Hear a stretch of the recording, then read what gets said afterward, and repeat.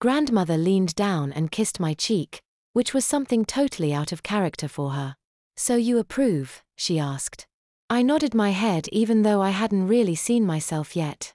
I then contemplated my reflection and combed my hair with my fingers before giving myself a double thumbs up. She patted my cheek and said, "You are such a handsome young man." I looked into the eyes of her reflection and said, "I get my good looks from my grandmother." Boy, was I surprised how much she blushed. Seriously, her apple cheeks turned as red as apples.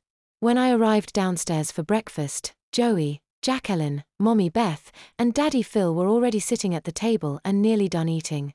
Mommy Beth had apparently only just got back, and I was told that Grandfather had left early that morning.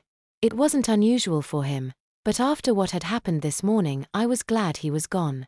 You know, Grandfather can be so cool sometimes, but the majority of the time he is a first-class twit and a half. I've probably said that before, but it's worth repeating. When Jacqueline and I made eye contact, she gave me a meaningful wink and I may have blushed. I also think that I subconsciously reached up and touched my lips where she had kissed me only a short time ago. I suppose all that crying before had caused me to work up an appetite because I ate 3 pancakes, 2 fried eggs, and 2 pieces of toast with butter and cinnamon sugar on them.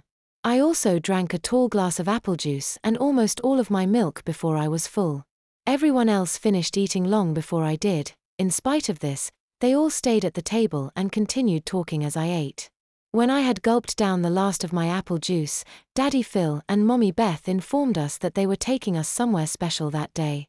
It turned out that the secret Joey had been keeping the previous evening while we had been eating our apples and ice cream was that his mom and dad were taking us to this place called Aquaboggin Water Park. I was more than a little miffed to find out that all this time, about an hour south of this frozen wasteland known as Lewiston, Maine, there is an indoor water park that's open year-round.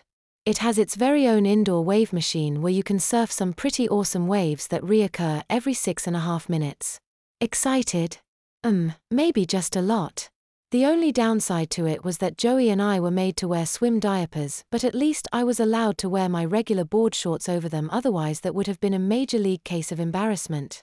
Joey, on the other hand, wore his swim diaper and nothing else.